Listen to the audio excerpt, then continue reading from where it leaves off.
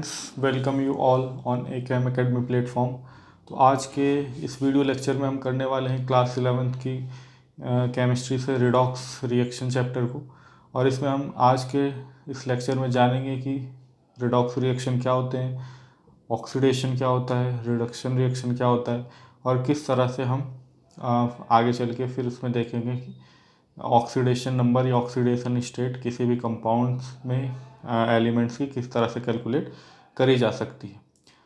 तो बिना ज़्यादा देरी किए हम आ जाते हैं अपने बोर्ड पर और देखते हैं कि किस तरह से ये चीज़ें प्रोसीड करती है। तो आज के जो लर्निंग आउटकम्स होने वाले हैं इस चैप्टर से हमारे वो रहेंगे कि व्हाट इज ऑक्सीडेशन, ऑक्सीडेशन क्या होता है, what is reduction and combinedly what is redox reaction. तो ये सारी बातें हमने इसमें आज देखनी है। फिर फर्दर हमने इसमें आज सीखना है कि what is oxidation number, what is oxidation number और ऑक्सीडेशन स्टेट। तो ये सारी बातें हमने पढ़नी है। तो इसको पढ़ने के लिए हम अपनी NCERT की जो बुक है हमारी क्लास 11th की, उसी को फॉलो करेंगे और उसमें ही कॉन्साइज मैनर में फटाफट इसको कर लेंगे। तो आइए हम अपने NCERT की बुक पे आ जाते हैं। तो जैसा आप देख पा रहे हो ये क्लास 11th की केमिस्ट्री से आपका ये चैप्टर है यूनिट 8, ठीक है, रिडॉक्स रिएक्शन। तो इसी को देख लेते हैं कि इसमें क्या क्या आपके लिए बोला गया है, ठीक है। तो अब आपका आ जाता है classical idea of redox reactions, oxidation and reduction reaction. इसके बारे में हमने पढ़ना है। तो कह रहे हैं originally the term oxidation was use to describe the addition of oxygen to an element or a compound, ठीक है। तो कह रहे हैं कि स्टार्टिंग में जो ये ऑक्सीडेशन टर्म आया था, जो हमारा प्रॉपर दोनों ही मिला के रिडॉक्स रिएक्शन होता है। क्या होता है कि जब कोई रिएक्शन जिसमें आपका रिडक्शन और ऑक्सीडेशन दोनों एक साथ प्रोसीड कर रहे होते हैं, तो ऐसे रिएक्शन को रिडॉक्स रिएक्शन बोलते हैं। और इनिशियली हम ये बात जान के चलते हैं कि रिडक्शन और ऑक्सीडेशन किसी भी रिएक्शन में साइमल्टेनियसली हो रहे होते हैं। अगर किसी एक एलिमेंट का आपका ऑक्सीडेशन हो रहा है तो फर्दर साइमल्टेनियसली किसी एलिमेंट का रिडक्शन होना भी ज़रूरी है। दोनों रिडक्शन और ऑक्सीडेशन एक साथ चलने वाले प्रोसेस हैं। तो अभी जैसे ऑक्सीडेशन के बारे में बात करी जा रही है, तो ऑक्सीडेशन के लिए क्या बोल रहे हैं कि जो ये टर्म ऑक्सीडेशन था ये आपका किस लिए यूज किया जाता था स्टार्टिंग में, addition of oxygen to an element or a compound. कि अगर किसी भी एलिमेंट के साथ आपका ऑक्सीजन एटम जुड़ जाता था तो हम ये मानते थे कि उस एलिमेंट या उस कंपाउंड का ऑक्सीडेशन हो गया है। जैसे आप इसके एग्जांपल देख पाओगे कि 2Mg, इसमें O2 के साथ जब रिएक्शन हुआ तो 2MgO बन गया। तो हम क्या बोलेंगे यहाँ पर, क्योंकि हमारा जो मैग्नीशियम है उसके साथ ऑक्सीजन ने रिएक्शन करके कुछ ऐसा कंपाउंड बनाया जिसमें मैग्नीशियम के साथ ऑक्सीजन बाइंड हो गया है, तो हम ये मानेंगे कि जो ऑक्सीजन है उसका मैग्नीशियम है उसका क्या हो गया, हमारा ऑक्सीडेशन हो गया है। इसी तरह से आपका नेक्स्ट रिएक्शन दिखाया हुआ है 8.2, ये सल्फ़र यहाँ पर आपका रिएक्शन कर रहा है डाइऑक्सीजन के साथ और क्या बना रहा है, सल्फ़र डाइऑक्साइड गैस बना रहा है। तो हम इसमें क्या देख पा रहे हैं कि जो सल्फ़र है वो ऑक्सीजन के साथ जुड़ रहा है, तो हम क्या मानेंगे कि जो सल्फ़र है उसका ऑक्सीडेशन हो गया है। तो पहली आप एक तरह से ये मान के चल सकते हो कि जो पहली ऑक्सीडेशन की डेफिनेशन हो गई वो ये हो गई कि किसी भी एलिमेंट या किसी भी कंपाउंड में अगर ऑक्सीजन एडअप होता है, ऑक्सीजन का नंबर इंक्रीज होता है, तो हम उसको क्या मानेंगे कि ऑक्सीडेशन हुआ है। अब नेक्स्ट इसमें हम आ जाते हैं कि आगे चल के ये देखा गया कि कई जगह पर ऑक्सीजन नहीं भी ऐड हो रहा है, ठीक है, फिर भी हम ऑक्सीडेशन को कैसे डिस्क्राइब कर सकते हैं, ठीक है। तो जैसे कि आप देख पा रहे हो यहाँ पर लाइन आती है, कह रहे as knowledge of chemist grew it was natural to extend the term oxidation for reaction similar to 8.1 to 8.4 which do not involve oxygen but other electronegative elements. The oxidation of magnesium with fluorine, chlorine and sulfur etc. occurs according to the following reactions. कि अगर आपका कुछ ऐसे reaction है जहाँ पे oxygen element involve ही नहीं है, तो उस केस में हमें अगर क्या डिफाइन करना है कि ऑक्सीडेशन हुआ है तो वो किस बेसिस पर डिस्क्राइब कर सकते हैं। तो उसमें है कि अगर आपके कुछ इलेक्ट्रोनिगेटिव एलिमेंट्स होते हैं, जैसे कि आपके फ्लोरीन, क्लोरीन, सल्फर या जो भी आपके इलेक्ट्रोनिगेटिव एलिमेंट्स हैं, तो अगर वो किसी भी आपके मेटल से जुड़ते हैं, है ना, या किसी ऐसे एलिमेंट से जुड़ते हैं जो लेस इलेक्ट्रोनेगेटिव है उनके कंपैरिजन में, तो हम वहाँ पे ये मान के चलते हैं कि उस लेस इलेक्ट्रोनेगेटिव एटम या मेटल का आपका क्या हुआ, ऑक्सीडेशन हुआ है।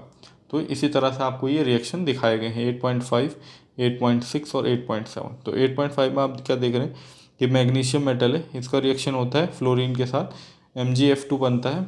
तो हम यहाँ पर क्या मानेंगे कि मैग्नीशियम का आपका ऑक्सीडेशन हुआ है।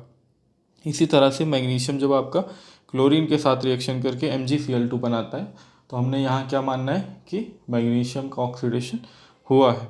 फिर इसी तरह से मैग्नीशियम आपका सल्फर जो कि एक नॉन मेटल है ना, तो नॉन मेटल क्या होंगे, हमेशा ही मेटल के कंपैरिजन में तो ज़्यादा ही इलेक्ट्रोनेगेटिव होंगे, तो इसका ऑक्सीडेशन मानेंगे हम कि मैग्नीशियम मेटल का हमारा ऑक्सीडेशन हुआ है। तो हमने क्या देखा, अभी तक हमारी 2 डेफिनेशन आ चुकी हैं कि जिसके बेसिस पे हम ये बोल सकते हैं कि हमारे एलिमेंट्स का ऑक्सीडेशन हुआ है। क्या पहली डेफिनेशन ये थी कि सीधा सीधा अगर ऑक्सीजन का नंबर इंक्रीज हो रहा है, ऑक्सीजन एडअप हो रहा है, तो हमने क्या मानना है कि ऑक्सीडेशन हुआ है।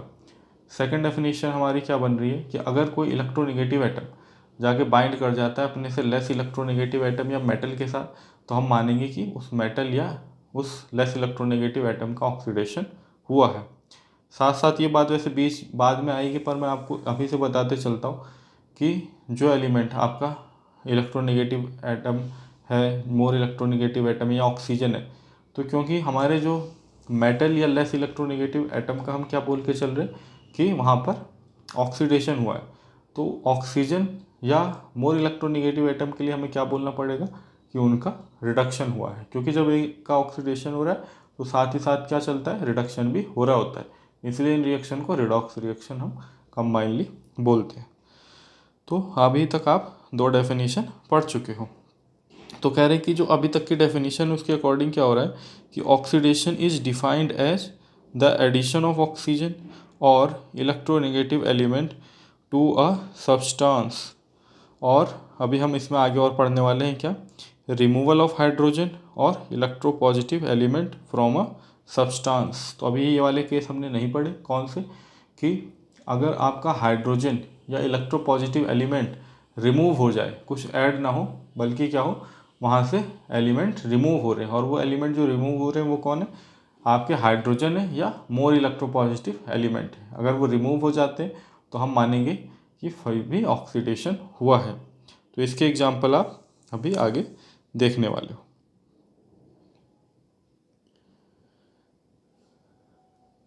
ठीक है, तो इसके एग्जाम्पल आपको यहाँ पर मिल जाएंगे इस बुक में ही, और अगर नहीं मिलते हैं तो हम इसको फर्दर अभी देख लेंगे, है ना। कि अगर कहीं से भी क्या हो रहा है, अगर आपका हाइड्रोजन रिमूव हो रहा है तो हमने उसको क्या मानना है कि वहाँ पर भी ऑक्सीडेशन हुआ है ना। जैसे मान लीजिए वाटर है, वाटर डिसोसिएट कर जाता है और ऑक्सीजन से आपका क्या हट जाता है, आपका हाइड्रोजन हट जाता है, तो हम ये मानेंगे कि जो क्या है ऑक्सीजन एलिमेंट का एक तरह से ऑक्सीडेशन हो गया है। ठीक है ना, और इसके एग्जाम्पल भी हमें आगे मिल जाएंगे। तो अभी यहाँ पर वो एग्जांपल्स तो मुझे नहीं दिख रहे हैं, और बिना हम टाइम वेस्ट के दूसरे उस पर आ जाते हैं, रिडक्शन वाले प्रोसीजर पे आ जाते हैं। ऑक्सीडेशन का आपने 4 बातें देख ली हैं, ठीक है, तो अभी आप इनको सिर्फ याद रखो और फिर हम इसके क्वेश्चन करेंगे, तो वहाँ से आपको ज़्यादा क्लियर हो जाएगा कि ऑक्सीडेशन हम किस किस बेसिस पे अभी तक बोल पा रहे हैं कि ऑक्सीडेशन हमने कब कंसीडर करना है। एक तो आपका पहली बात होगा क्या, addition of oxygen, addition of oxygen. ठीक है, पहला तो आपका ये हो गया। दूसरा आपका एडिशन ऑफ इलेक्ट्रोनेगेटिव एटम। ठीक है, फिर थर्ड है आपका इसमें रिमूवल ऑफ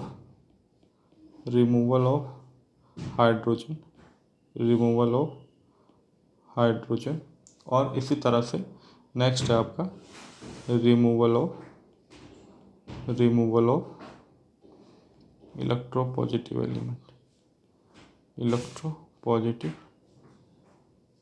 एलिमेंट। तो ये 4 बेसिस पे हम क्या बोल सकते हैं कि किसी भी एलिमेंट का या कंपाउंड का हमारे क्या हुआ, ऑक्सीडेशन हुआ है। तो ये बातें आपने ध्यान रखनी है। ठीक है, ये बातें आपने कंसीडरेशन में लेके रखना है। अगर ये चीज़ें आपको यहाँ पर दिखेंगी तो आप क्या मानोगे कि किसी भी एलिमेंट का आपका क्या हुआ है, ऑक्सीडेशन हुआ है। तो अब नेक्स्ट टॉपिक पर आ जाते हैं इसमें, किस पे, रिडक्शन पे। ठीक है, जैसा हमारे बुक में चल रहा है अभी हम उसके अकॉर्डिंग प्रोसीड कर रहे हैं यहाँ पर।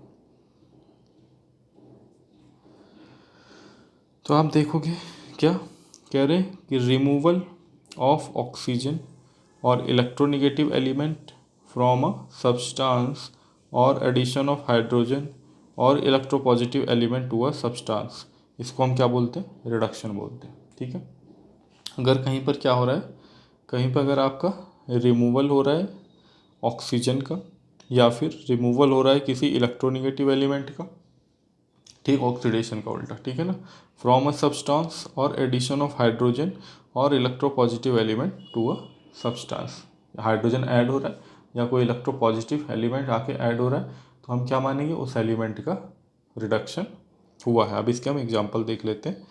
जैसे कि आप देख पा रहे हो इस एग्जांपल में कि यहाँ पे क्या है, मरकरी ऑक्साइड है HgO, जब इसको हीट करते हैं तो यहाँ से मरकरी लिक्विड स्टेट में आपको मेटल के रूप में और डाइऑक्सीजन गैस वहाँ से हट जाती है ना, मरकरी ऑक्साइड से।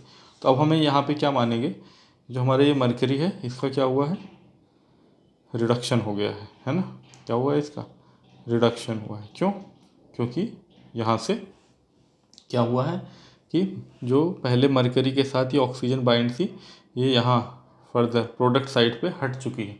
तो जब भी ऑक्सीजन किसी से हट जाएगी तो हमने क्या मानना है कि उसका रिडक्शन हुआ है। अगर ऑक्सीजन के टर्म में अगर आप बात करो, तो ऑक्सीजन के टर्म में अगर हम बात कर रहे हैं तो ऑक्सीजन से पहले क्या था, एक मेटल बाइंड था। क्या बाइंड था, मेटल बाइंड था। मेटल कैसे होते हैं, इलेक्ट्रोपॉजिटिव नेचर के होते हैं। तो जब हम यहाँ पे फर्दर प्रोडक्ट साइड पे देख रहे हैं, फर्दर जब हम प्रोडक्ट साइड पे यहाँ पर देख रहे हैं तो आपको क्या दिख रहा है कि ऑक्सीजन से ये इलेक्ट्रोपॉजिटिव एलिमेंट हट गया है। जो हमारी यहाँ डाइऑक्सीजन बन रही है, इस डाइऑक्सीजन से क्या हुआ है, removal of electro positive element. तो जब भी आपका इलेक्ट्रो पॉजिटिव एलिमेंट किसी से हटता है तो आप क्या बोलते थे कि ऑक्सीडेशन हुआ है। तो कहीं ना कहीं यहाँ पे इस ऑक्सीजन एटम का आपका क्या हुआ है, ऑक्सीडेशन हुआ है। ठीक है, इसका क्या हुआ है, ऑक्सीडेशन हुआ ऑक्सीजन का, ऑक्सीडेशन हुआ है। ठीक है, यहाँ पे प्रोडक्ट साइड में आप देख पा रहे हो, क्यों, क्योंकि यहाँ से removal of electro positive element हुआ है। और वहीं पे मरकरी जिसके साथ ऑक्सीजन पहले जुड़ा हुआ था, मरकरी ऑक्साइड के फॉर्म में एग्जिस्ट कर रहा था, पर हीट करने में प्रोडक्ट साइड में वहाँ पर क्या हुआ, वहाँ पर ऑक्सीजन रिमूव हो गया। तो हम क्या मानेंगे कि इसका रिडक्शन हो गया। इसी तरह से आप देख पा रहे हो यहाँ पर FeCl3, ये FeCl3 आपका क्या कर रहा है कि डाईहाइड्रोजन के साथ रिएक्शन कर रहा है और FeCl2 बना रहा है। क्या बना रहा है, FeCl2। तो अगर हम टोटल जो स्टोइक्योमेट्री मेंशन उसके अकॉर्डिंग भी देखें तो 2 और यहाँ पे 3, 2 × 3 6 क्लोरीन के साथ आयरन बाइंड थे कि 2 आयरन पे 6 क्लोरीन अटैच थे। अब यहाँ पर हमें क्या दिख रहा है कि प्रोडक्ट साइड में कि केवल 2 आयरन पे केवल 4 क्लोरीन ही रह गए हैं, है ना, 2 क्लोरीन आयरन से रिमूव होके HCl के फॉर्म में चले गए। तो अब इस आयरन के लिए हमें क्या दिख रहा है कि यहाँ से इलेक्ट्रोनेगेटिव एटम रिमूव हुए या हटे। जब भी ऐसा होता है तो हम क्या मानते हैं कि रिडक्शन हुआ है। तो आयरन के लिए हम क्या बात करेंगे कि यहाँ पर चल के इसका क्या हुआ है, रिडक्शन हुआ है। क्यों, क्योंकि यहाँ से इलेक्ट्रोनेगेटिव एलिमेंट रिमूव हुआ है।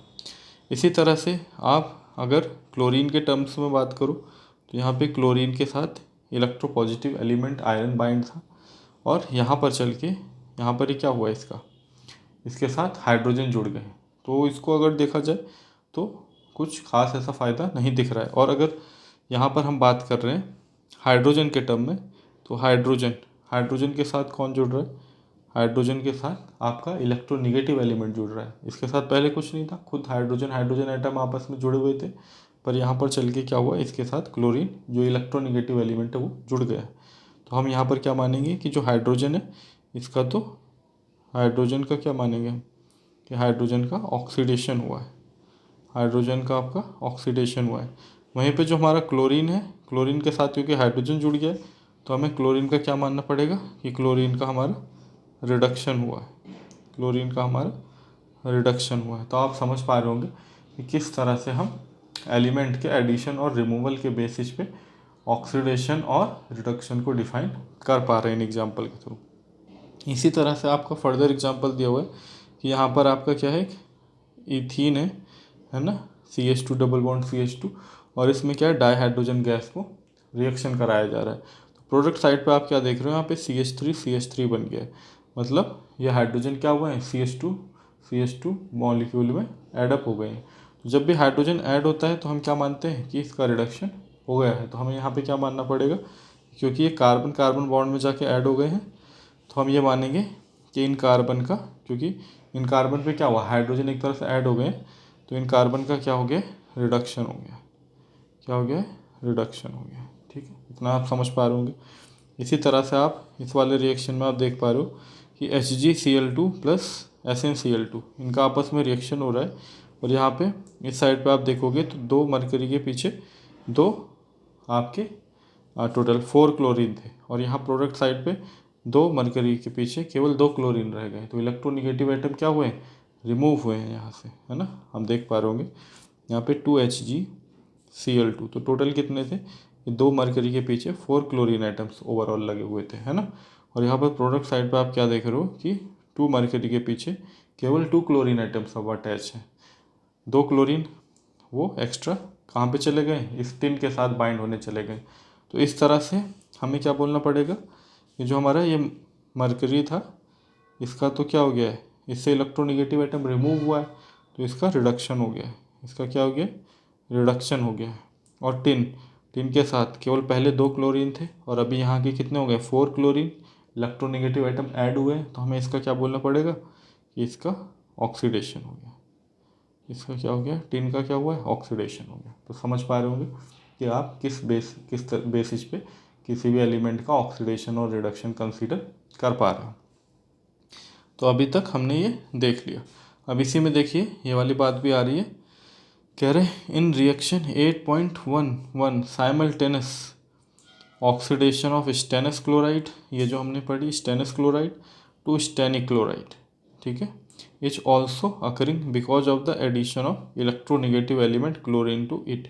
It was soon realised that oxidation and reduction always occur simultaneously as we will be apparent by re-examining all the equations given above. Hence, the word redox was coined for this class of chemical reaction. तो ये देखा गया, realise करा गया बाद में चल के कि जो आपका रिडक्शन है और ऑक्सीडेशन है ये साइमल्टेनियसली चल रहे होते हैं, है ना।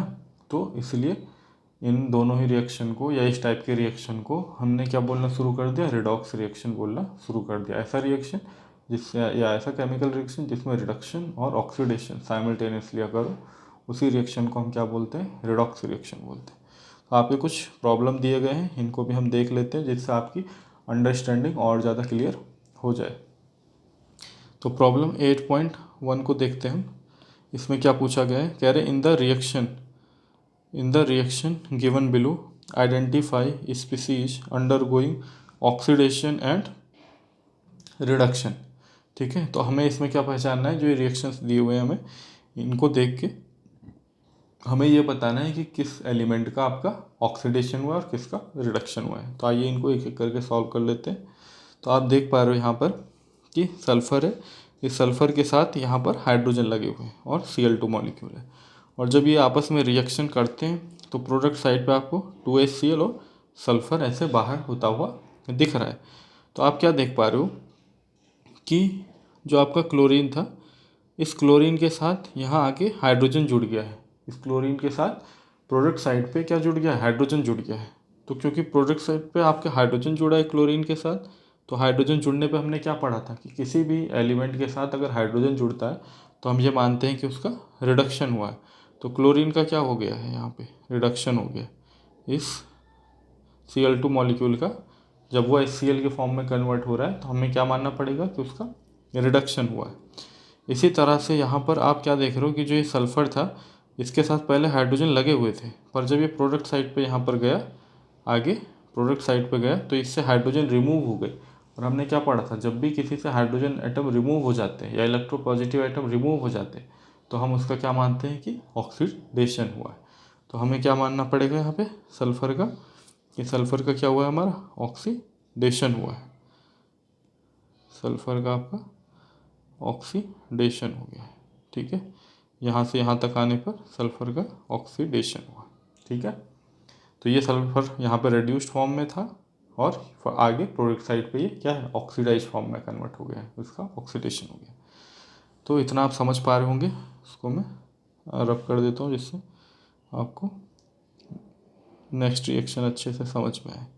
ठीक है, फिर आप यहाँ पर देखो सेकंड रिएक्शन में आके देखो कि यहाँ पर क्या है 3Fe3O4 8 एल्यूमिनियम के साथ रिएक्शन हो रहा है 9Fe और 4Al2O3, कुछ इस तरह से हमारा रिएक्शन लिखा हुआ है। तो अब इसमें हम क्या देख रहे हैं कि टोटल हमारे 9 आयरन थे जिनके पीछे आपके कितने लगे थे 12 ऑक्सीजन लगे थे, है ना, मल्टीप्लाई करके बोल रहा हूँ मैं स्टोइकियोमेट्री के हिसाब से।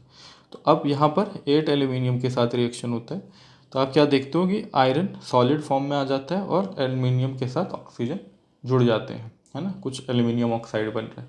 तो हम तो सिर्फ यहाँ पे कॉम्बिनेशन और रिमूवल देख रहे हैं। तो आप क्या देख पा रहे हो कि आयरन के साथ पहले ऑक्सीजन थे और यहाँ राइट साइड पे आके ऑक्सीजन हट गए, तो जिससे भी ऑक्सीजन रिमूव हो जाते हैं हम उसका क्या मानते हैं कि उसका रिडक्शन हुआ है। तो हम यहाँ पर क्या कंसीडर करेंगे कि यहाँ से यहाँ तक आने पर,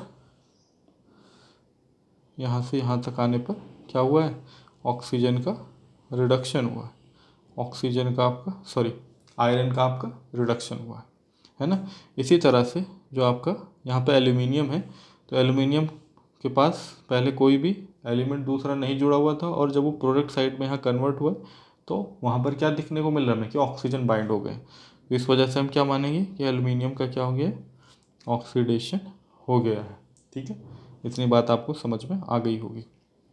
अब यहाँ पर आप देखो कि सोडियम है थर्ड रिएक्शन जो हमारा, सोडियम एलिमेंट और ये हाइड्रोजन के साथ रिएक्शन करके कुछ ऐसा सोडियम हाइड्रेट बना रहा है। तो आप क्या देख पा रहे हो कि यहाँ पर हाइड्रोजन है और हाइड्रोजन पे क्या जुड़ रहा है इलेक्ट्रो पॉजिटिव एलिमेंट जुड़ रहा है ना। तो हाइड्रोजन और मेटल के बीच में अगर कंपैरिजन करा जाए तो हमारा क्या होता है मेटल ही ज़्यादा इलेक्ट्रो पॉजिटिव है। तो इस बेसिस पे आप क्या मानोगे कि हाइड्रोजन पे आके क्या जुड़ गया है आपका सोडियम जुड़ गया जो कि एक इलेक्ट्रोपॉजिटिव एलिमेंट है। तो उस हिसाब से हमें क्या बोलना पड़ेगा कि जो ये हाइड्रोजन है जब ये यहाँ से यहाँ तक गया है तो इस हाइड्रोजन का क्या हुआ है रिडक्शन हुआ है। क्या हुआ है रिडक्शन हुआ। ये बात आपने ध्यान रखनी कि हाइड्रोजन और मेटल में ज़्यादा इलेक्ट्रोपॉजिटिव मेटल है। तो हम किस बेसिस पे यहाँ पर डिफाइन कर पा रहे हैं कि हाइड्रोजन पे मोर इलेक्ट्रोपॉजिटिव मेटल या एलिमेंट आके जुड़ा है, इसलिए हमें क्या मानना पड़ेगा कि हाइड्रोजन का क्या हुआ है रिडक्शन हुआ है। और इसी तरह से क्योंकि जो सोडियम है तो सोडियम पे हाइड्रोजन ऑल दो जुड़ा है पर वो उसके कंपैरिजन में इलेक्ट्रोनेगेटिव है। तो इलेक्ट्रोनेगेटिव है तो क्या मानेंगे कि हाँ सोडियम का ऑक्सीडेशन हुआ। क्या मानेंगे सोडियम का ऑक्सीडेशन हुआ है, सोडियम का ऑक्सीडेशन। मतलब कंफ्यूज नहीं होना है, ऐसा नहीं सोचना है आपने कि सोडियम पर हाइड्रोजन जुड़ गया तो सोडियम का रिडक्शन हो गया होगा, नहीं। यहाँ पे क्या है सोडियम खुद में ज़्यादा इलेक्ट्रोपॉजिटिव एलिमेंट है क्योंकि वो मेटल है हाइड्रोजन के कंपैरिजन में। तो हाइड्रोजन उसके लिए इलेक्ट्रोनेगेटिव एटम का ही काम कर रहा है और हम क्या मानेंगे कि सोडियम का ऑक्सीडेशन हुआ है और हाइड्रोजन का रिडक्शन हुआ है। ठीक है, इतनी बात आपको समझ में आ गई होगी। तो अब इसमें अभी तक जो हमने पढ़ा वो पढ़ा था कि हमारे redox reaction on the basis of element addition and removal, कि किसी एलिमेंट का हम क्या देख रहे थे या तो एडिशन हो रहा था या रिमूवल हो रहा था और उसके बेसिस पे हमने एक्सप्लेन करने की कोशिश करी या समझने और समझाने की कोशिश करी कि किसका रिडक्शन हो रहा है और किसका ऑक्सीडेशन हो रहा है। अब यहाँ पर हम एक कदम और आगे बढ़ेंगे और अपने जो हमारा रिडक्शन और ऑक्सीडेशन का प्रोसेस है उसको एक नए टर्म में डिफाइन करने की कोशिश करेंगे और वो क्या है वो है हमारा कि redox reaction in terms of electron transfer reactions. तो इलेक्ट्रॉन ट्रांसफ़र के बेसिस पे अब आपने इसको डिफाइन करना है। तो मैं इसको आपको शॉर्ट में ही करा देना चाहूँगा बिना हम जिसमें ज़्यादा टाइम नहीं लेंगे और क्वेश्चन में हम इसको ज़्यादा समझने की कोशिश करेंगे। तो ऑक्सीडेशन आपका कब कंसीडर करा जाता है कि अगर वहाँ से लॉस ऑफ इलेक्ट्रॉन हुआ है। ठीक है। अगर कोई एलिमेंट आपका क्या करता है, इलेक्ट्रॉन लूज करता है ना, तो हम क्या मानेंगे कि उस एलिमेंट का या उस आयन का क्या हुआ है, ऑक्सीडेशन हुआ है, ठीक है ना। और अगर इसी तरह से कोई दूसरा एलिमेंट वहाँ पे प्रेजेंट होना चाहिए उस इलेक्ट्रॉन को गेन करने के लिए, क्योंकि हम पढ़ चुके हैं कि ऑक्सीडेशन कब होगा, जब साथ साथ रिडक्शन भी चल रहा होगा। तो जब रिडक्शन के लिए क्या होगा कि जो इलेक्ट्रॉन किसी एलिमेंट ने लूज करा था, जब हमने क्या बोला कि उस एलिमेंट का क्या हुआ, ऑक्सीडेशन हुआ, है ना, इलेक्ट्रॉन लूज करा तो उसका ऑक्सीडेशन हुआ। इसी तरह से किसी एलिमेंट ने उस इलेक्ट्रॉन को गेन करा होगा, और उस गेन ऑफ इलेक्ट्रॉन को ही हम क्या बोलते हैं कि उस एलिमेंट का क्या हुआ, रिडक्शन हुआ है। अब इसी में एक टर्म और आते हैं इन्हीं से रिलेटेड, ऑक्सीडाइजिंग एजेंट और रिड्यूसिंग एजेंट, है ना। तो इनको भी कई बार याद करने में कन्फ्यूजन हो जाती है। पहले हम देख लेते हैं क्या लिखा हुआ है हमारी बुक में। ऑक्सीडाइजिंग एजेंट क्या होते हैं, ऐसे स्पीसीज या एलिमेंट जो कि एक्सेप्टर ऑफ इलेक्ट्रॉन है, मतलब जो इलेक्ट्रॉन एक्सेप्ट करेगा उसको हम क्या बोलेंगे कि वो ऑक्सीडाइजिंग एजेंट है। इसी तरह से आती है बात रिड्यूसिंग एजेंट या डोनर ऑफ इलेक्ट्रॉन, कि जो आपके इलेक्ट्रॉन क्या करते हैं, डोनेट करते हैं, उनको हम क्या बोलते हैं कि वो आपके रिड्यूसिंग एजेंट है, ठीक है। तो आप ये सारी बातें समझ गए होंगे। हमने क्या पढ़ा है अभी, on the basis of electron transfer. On the basis of electron transfer हम क्या पढ़ने की कोशिश कर रहे हैं, अपना रिडॉक्स रिएक्शन, कि रिडॉक्स रिएक्शन क्या होता है, ठीक है। इसमें हमने देखा कि ऑक्सीडेशन को कब कंसीडर करेंगे हम, कि अगर वहाँ पे रिमूवल ऑफ इलेक्ट्रॉन हो रहा है, क्या हो रहा है, रिमूवल ऑफ इलेक्ट्रॉन, ठीक है। इसी तरह से रिडक्शन के लिए, रिडक्शन आप कब कंसीडर करोगे, अगर वहाँ पे क्या हो रहा है, गेन ऑफ इलेक्ट्रॉन हो रहा है, क्या हो रहा है, गेन ऑफ इलेक्ट्रॉन हो रहा है। अच्छा, अभी क्या है कि जब आपका जिस एलिमेंट का में से इलेक्ट्रॉन रिमूव हो रहा है उसका खुद का तो ऑक्सीडेशन हो रहा है, पर वो दूसरे को क्या कर रहा है, उसी की वजह से, उसी एलिमेंट की वजह से दूसरे का क्या हो रहा है, रिडक्शन हो रहा है। तो इसलिए उसको क्या बोला जाता है, उसको बोला जाता है रिड्यूसिंग एजेंट। क्या बोला जाता है, रिड्यूसिंग एजेंट, है ना। और इसी तरह से जिस एलिमेंट का रिडक्शन हुआ है, तो उस एलिमेंट का रिडक्शन होने की वजह से दूसरे एलिमेंट का क्या हो पाया है, ऑक्सीडेशन हो पाया, इसलिए उसको क्या बोला जाता है, ऑक्सीडाइजिंग एजेंट से क्या बोला जाता है, ऑक्सीडाइजिंग एजेंट। क्यों, क्योंकि हम देखो क्या है, हम उसी चीज़ के लिए जाने जाते हैं जो हम दूसरों के लिए करते हैं, है ना। आप जिसको जैसा दूसरों के लिए करोगे लोग आपको उसी नाम से पुकारेंगे। तो भले उसने खुद का तो उसका ऑक्सीडेशन हुआ जब उसने इलेक्ट्रॉन रिमूव करा, लेकिन उसके इलेक्ट्रॉन रिमूवल की वजह से दूसरे एलिमेंट का क्या हो गया, रिडक्शन हो गया। तो जिस एलिमेंट का ऑक्सीडेशन होता है वो कैसे एक्ट करता है, एज रिड्यूसिंग एजेंट एक्ट करता है। वहीं पे क्या होता है, जो इलेक्ट्रॉन गेन करता है जिसका रिडक्शन हो रहा है खुद का तो, लेकिन उसकी वजह से क्या हो पा रहा है, दूसरे का ऑक्सीडेशन हो पा रहा है। तो आप जैसा दूसरों के लिए करवा रहे हो उसी नाम से जाने जाओगे। तो दूसरे का ऑक्सीडेशन करने में हेल्प कर रहा है ऐसा एलिमेंट जिसका खुद का रिडक्शन हुआ है, तो इसलिए उसको किस नाम से जानेंगे, ऑक्सीडाइजिंग एजेंट के नाम से जानेंगे, ठीक है। इतनी बात आपको समझ में आ गई होगी।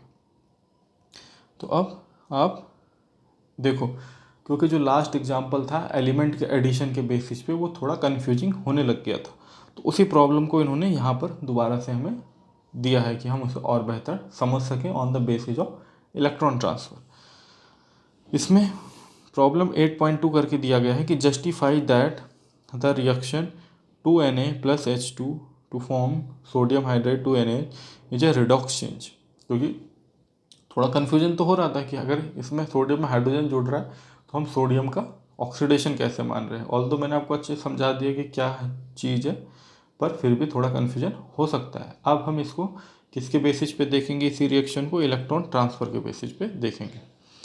तो जैसा आप सॉल्यूशन में यहाँ पे देख पा रहे हो कि भी जो सोडियम है वो मेटल है, उसका क्या काम है कि वो आयनिक फॉर्म में जब कन्वर्ट हो तो पॉजिटिव आयन बनाए और अपना इलेक्ट्रॉन लूज करे। तो 2 सोडियम एटम आपके 2 इलेक्ट्रॉन इस तरह से लूज कर रहे होंगे। फिर क्या होगा कि हाइड्रोजन, हाइड्रोजन आपको पता है एक हाइड्रोजन एटम की अगर हम बात करें तो 1 इलेक्ट्रॉन होता है और वो नोबल गैस जैसा होने के लिए 1 इलेक्ट्रॉन गेन कर सकता है। तो जब हाइड्रोजन मॉलिक्यूलर फॉर्म में 2 इलेक्ट्रॉन गेन कर सकता है, तो वो क्या बना लेगा, 2 हाइड्राइड आयन। तो इस बेसिस पे हम बोल सकते हैं कि हाँ, क्योंकि सोडियम ने आपका क्या करा है, इलेक्ट्रॉन लूज करा है। देखो सोडियम ने यहाँ पर आयनिक फॉर्म में कन्वर्ट होने के लिए क्या करा है, इलेक्ट्रॉन लूज करे, है ना, लॉस हुए वहाँ से इलेक्ट्रॉन का।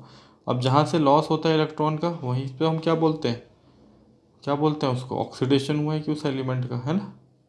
एजेंट हुआ जो रिड्यूसिंग एजेंट है, पर उसका क्या हुआ है, removal of electron means element का ऑक्सीडेशन हुआ है। तो सोडियम का यहाँ पर क्या हुआ है, ऑक्सीडेशन हुआ। इसी तरह से हाइड्रोजन के लिए,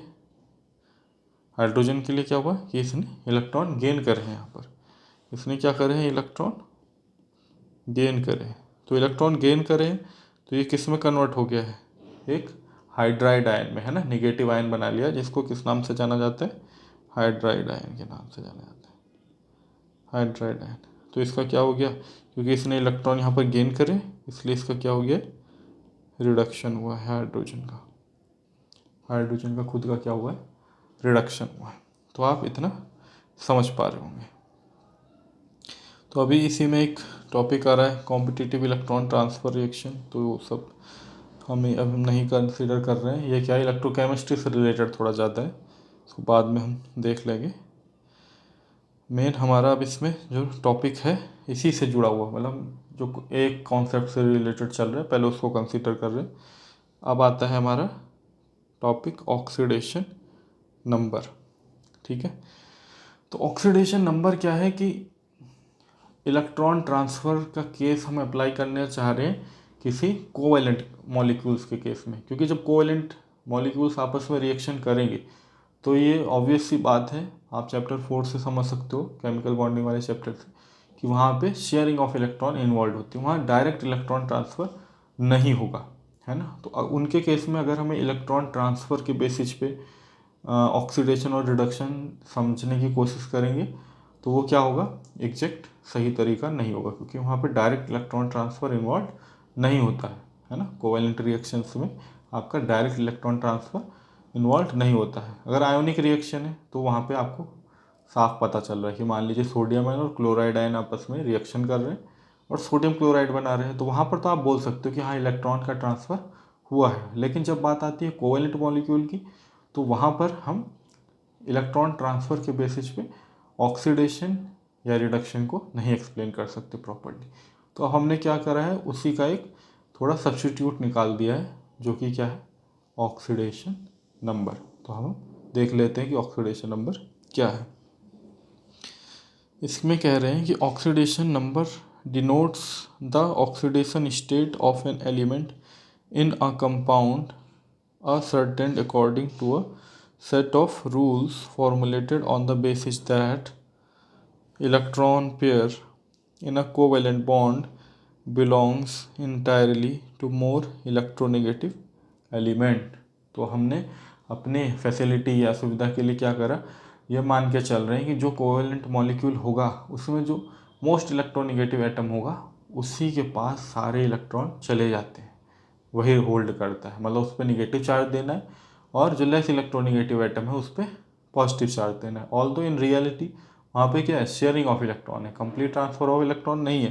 पर हम क्या मान के चल रहे हैं कि जब मॉलिक्यूल फॉर्म हो गया और हमें ये पता लगाना है कि किस एटम का क्या हुआ, ऑक्सीडेशन हुआ और किसका रिडक्शन हुआ, तो ऐसे केस में हमें ये मान के चलना पड़ेगा इन कोवेलेंट कंपाउंडेड या मॉलिक्यूल्स में भी कि जो मोस्ट इलेक्ट्रोनेगेटिव एटम है उस पर आपका सारा इलेक्ट्रॉन डेंसिटी वहीं पे लाई कर रही है, कंप्लीट ट्रांसफ़र ऑफ इलेक्ट्रॉन है, और जो लेस इलेक्ट्रोनेगेटिव एटम है वहाँ से इलेक्ट्रॉन हट चुका है, वो पे पॉजिटिव चार्ज देना है। तो अब इसके कुछ सेट ऑफ रूल्स हैं, उनको हम पढ़ लेते हैं, और जिससे हमें क्या होगा, थोड़ा आसानी हो जाएगी करने में। तो आप रूल्स देखोगे यहाँ पर, तो यहाँ पे कह रहे दीज रूल्स आर, ठीक है। तो कह रहे in elements in the free और the uncombined state each atom bear an oxidation number of 0, evidently each atom in H2, O2, Cl2, O3, P4, S8, Na, MgAl has the oxidation number 0। तो पहला rule क्या बोल रहा है इसमें कि अगर कोई भी एलिमेंट अपने क्या है, एलिमेंटल फॉर्म में है या मॉलिक्यूलर फॉर्म में है, प्योर फॉर्म में है, ठीक है, कि वहाँ पे वो किसी और दूसरे एलिमेंट के साथ नहीं जुड़ रहा है, अब हो सकता है कि वो केवल एक ही एलिमेंट के तौर पे पाया जाता हो, ठीक है, एलिमेंटल फॉर्म में, जैसे मेटल वगैरह हैं तो एलिमेंटल फॉर्म में पाए जाएंगे, नहीं तो डायरेक्ट फिर किसी दूसरे एलिमेंट के एटम के साथ कंबाइन करके कंपाउंड बना लेंगे। तो जब एलिमेंटल फॉर्म में है, जैसे कि आपका मेटल्स हो गए, सोडियम, मैग्नीशियम, एल्यूमिनियम, इस तरह के, या फिर मॉलिक्यूलर फॉर्म में है, जैसे कि आपके जो नॉन मेटल्स होते हैं, है ना, जैसे O3, Cl2 वगैरह, तो यहाँ पर ऑक्सीडेशन नंबर हमें क्या कंसीडर करनी है, हमेशा 0 कंसीडर करनी है। क्या कंसीडर करनी है? 0 कंसीडर करनी है। फिर कह रहे for ions composed of only one atom the oxidation number is equal to the charge on the ion. अब ऐसे हमारे आयंस जो कि केवल क्या है, किसी एक ही एटम से बने हुए हैं, तो उनके ऊपर कह रहे जो चार्ज होता है वही उनका ऑक्सीडेशन नंबर भी होता है। जैसे सोडियम 1+ आयन, तो इसके केस में अगर इसका ऑक्सीडेशन नंबर पूछा जाए तो हम क्या बोलेंगे, +1 है।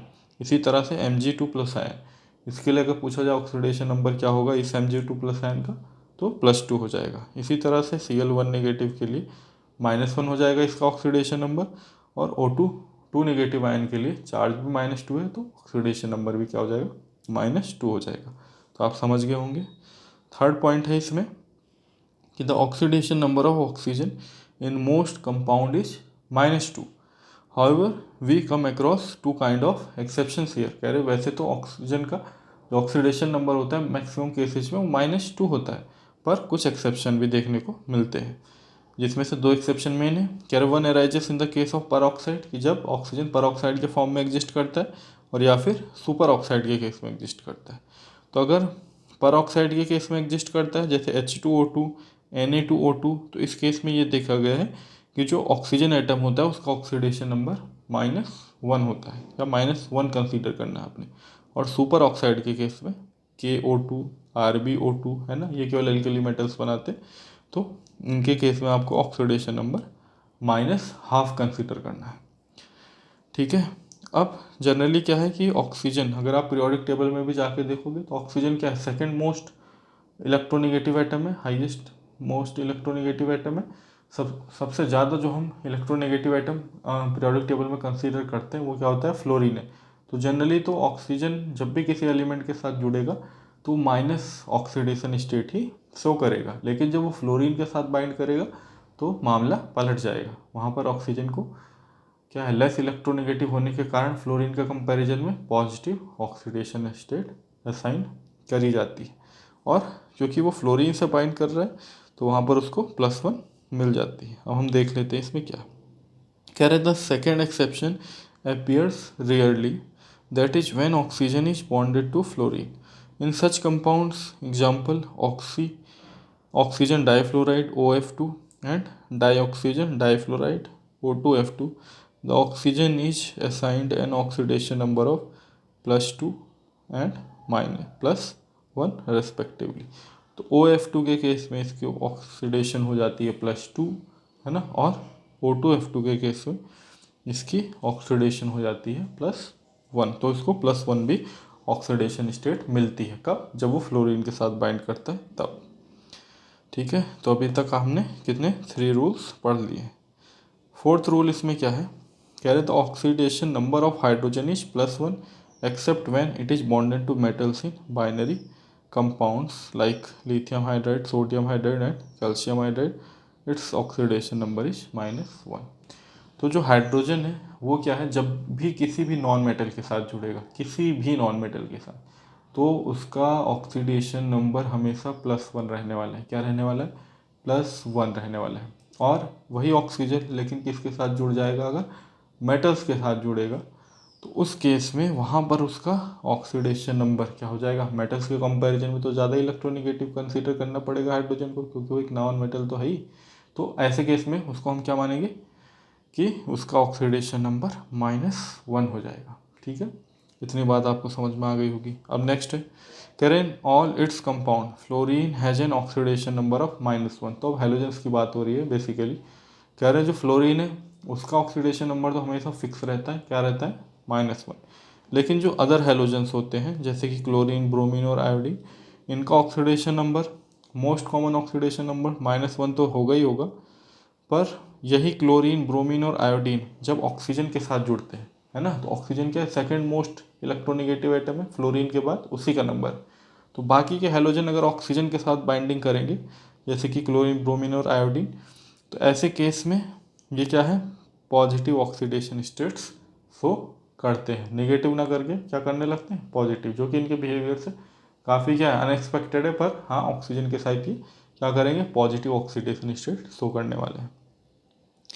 फिर सिक्स्थ पॉइंट इसमें आ रहा है, the algebraic sum of the oxidation number of all the atoms in a compound must be zero.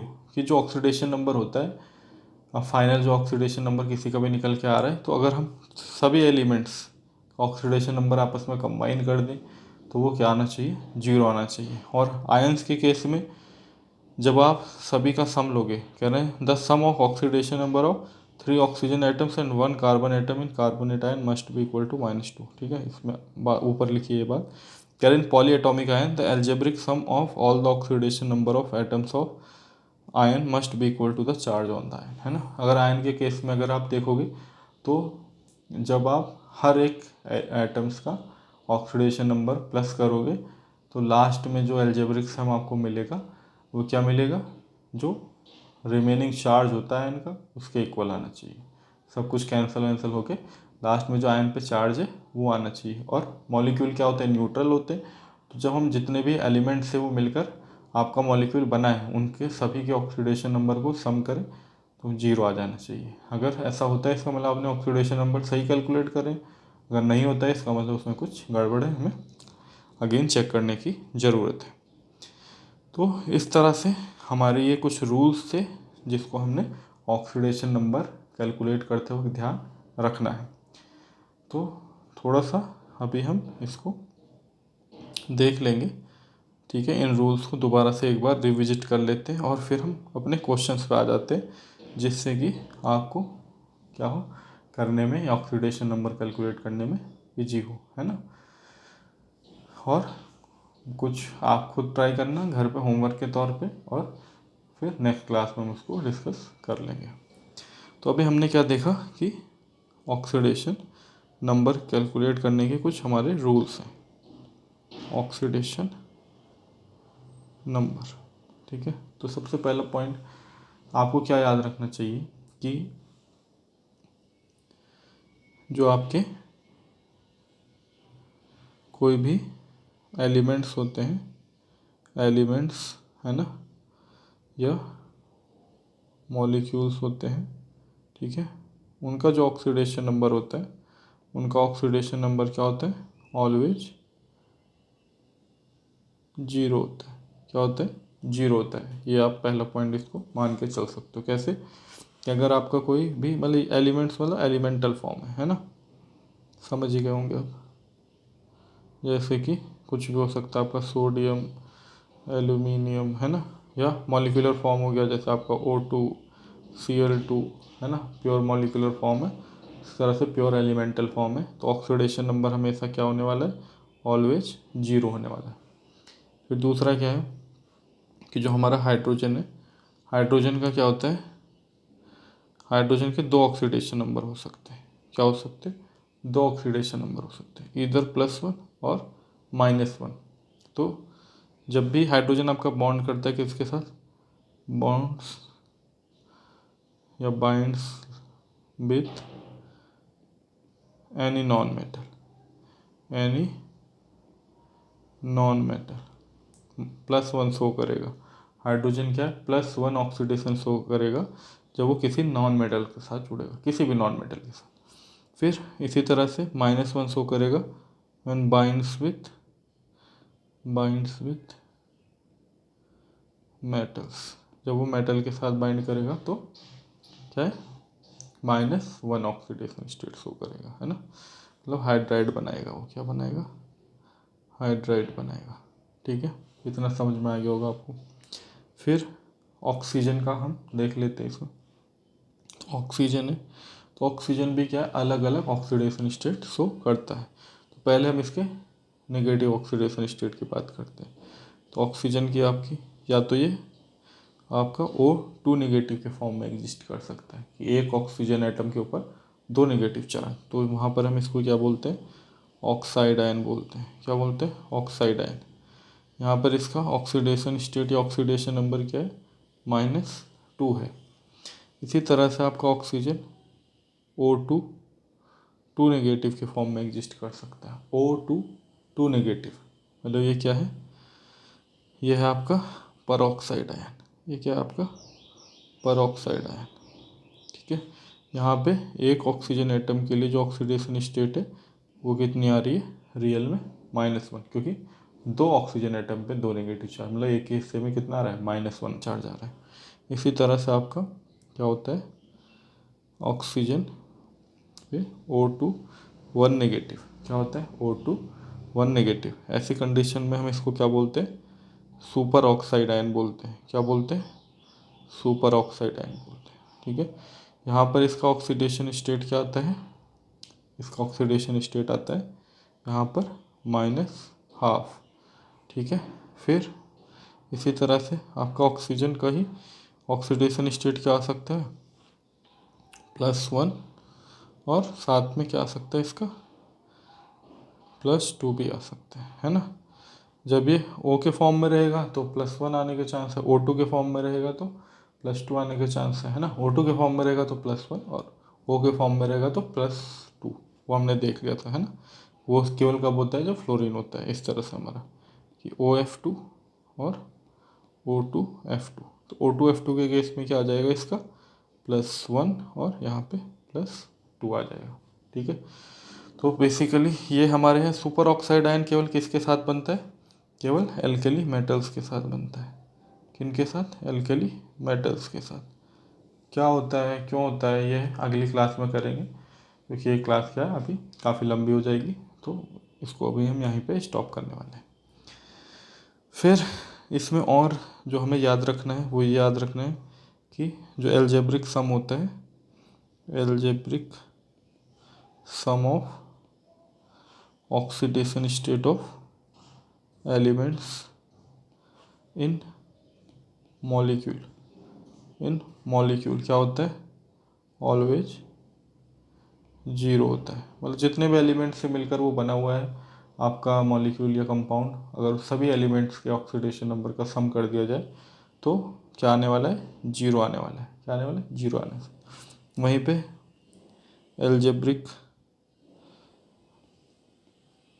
Algebraic sum of oxidation state of elements और एटम्स, जो भी बोलो, इन गिवन पॉलीएटॉमिक आयन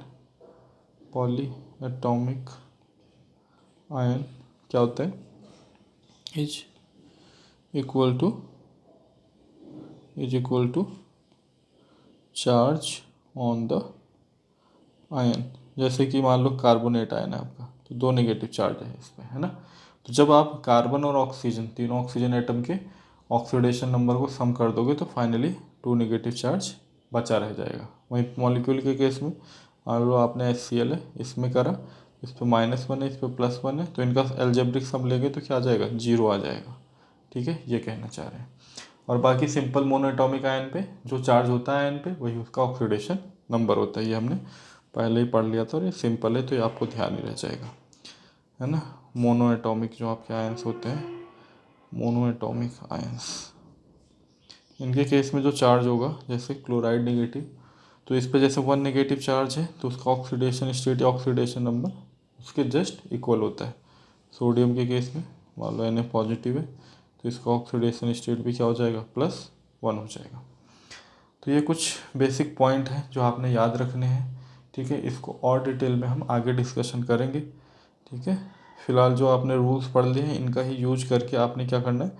कुछ question solve करने हैं अपने exercise के, और फिर हम उसे नेक्स्ट क्लास में डिस्कस करेंगे। फिर जहाँ भी आपको दिक्कत आ रही होगी तो वो बातें वहाँ पर क्लियर कर दी जाएंगी।